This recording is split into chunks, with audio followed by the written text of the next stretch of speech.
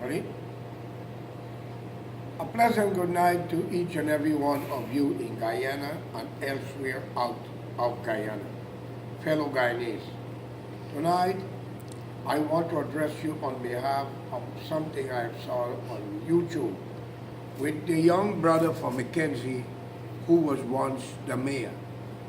He addressed the former president, Mr. Barrett Jack Dale, statement and whatever he stated, I will support him on behalf of that. And yes, he is right. But I have a message for the young man also.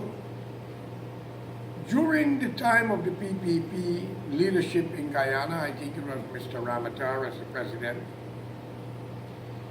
if I remember clearly, and my memory served me clearly, which I think you do, that same young man was in Brooklyn with a lawyer named Nigel Hughes, Aubrey Norton, Mark Benskoff, and a few others whose name I will not mention right now. I have video of it and pictures.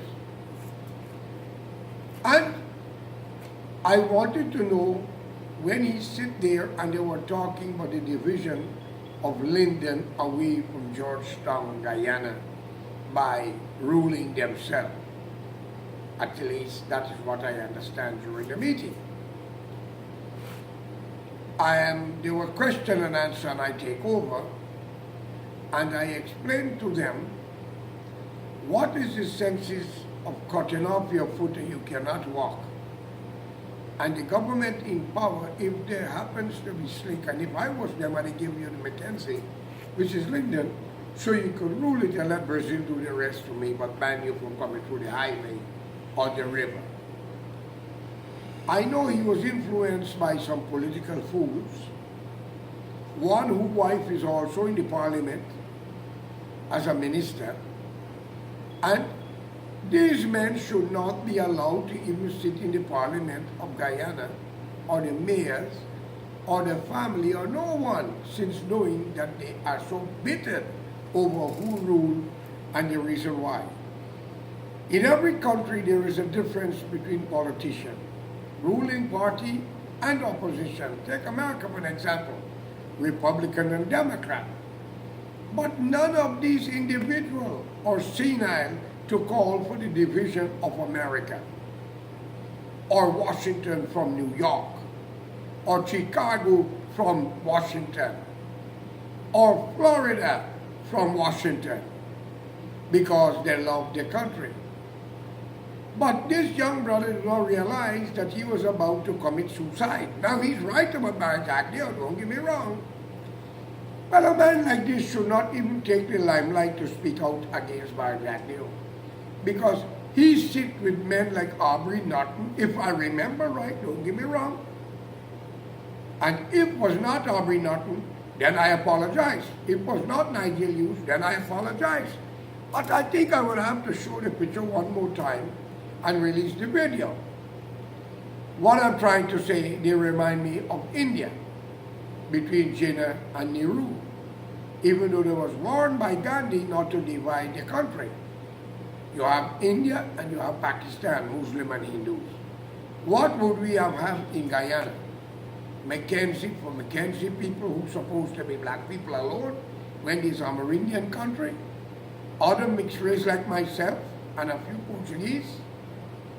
I think those men, just as much as Barrett Jack Dale, are senile, mentally ill. Today, we have a constitutional problem. From 1966 to now, the Constitution was breached. From Barnum time to now, it was breached. In the late 70s, we had the native, the Amerindian, had an uprising for their country and met with big resistance from the Guyana Defense Force. I can't remember if the brigadier at that time was there, but I don't want to get into that. He was a soldier. And he was giving an order. If he was, I don't know. And he done his job. If he was, again, I don't know. But what I'm asking, we are talking about division. We are talking about two races of people. One was cheap laborer who's East Indian, as coolie, and the other was the blacks who came as slaves, fighting for a country don't belong to none of you. But your ancestors struggled and you born there. You should have loved it, unite together, and drive everybody in together and make the country the paradise it's supposed to be.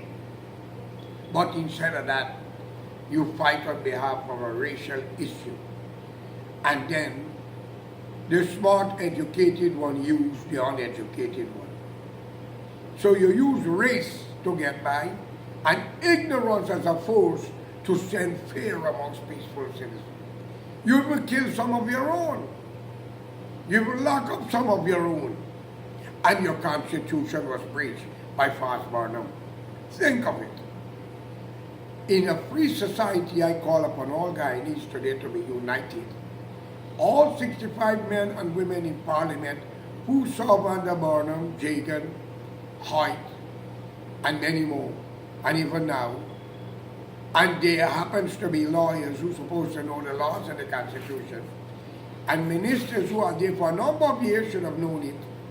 I call upon them to enter their resignation, and they must not leave Guyana. Their passport must be taken away until a trial take place. It is treason, ladies and gentlemen. We have lost the son of Guyana by the name of Walter Rodney, a young black man, with a constitution that was bouncing like bomb, and all that happened. Well, I want to make it clear, any policeman that beat an innocent prisoner must answer the charge for brutality against the man. He has his right also. Anyone who beat and killed because of color of skin also must be tried. Anyone who used black to get by or Indian to get by also must be tried. Guyana belongs to all of us, or it shall and will and will be for none of us with the rate we are going. I call upon you, the young black man and woman, Indian man and woman, to be united. It is your future is at stake. I call upon you to join hands. As I said, a statue by the name of Kofi. He was a revolutionist, not an opportunist. Gandhi was a freedom fighter, not a freedom backbiter. So let the Indian and the black know you have great names from where you came from, but yet you act worse than Barabbas. Wake up. Wake up, for God's sake. Guyana needs her children, but justice must prevail. It is like a pilot leave the airstrip with a plane realizing the engine got a fault, but he decided to fly with the passengers inside, risking his life because he's a pilot and he have to make the time. He risking everybody's life.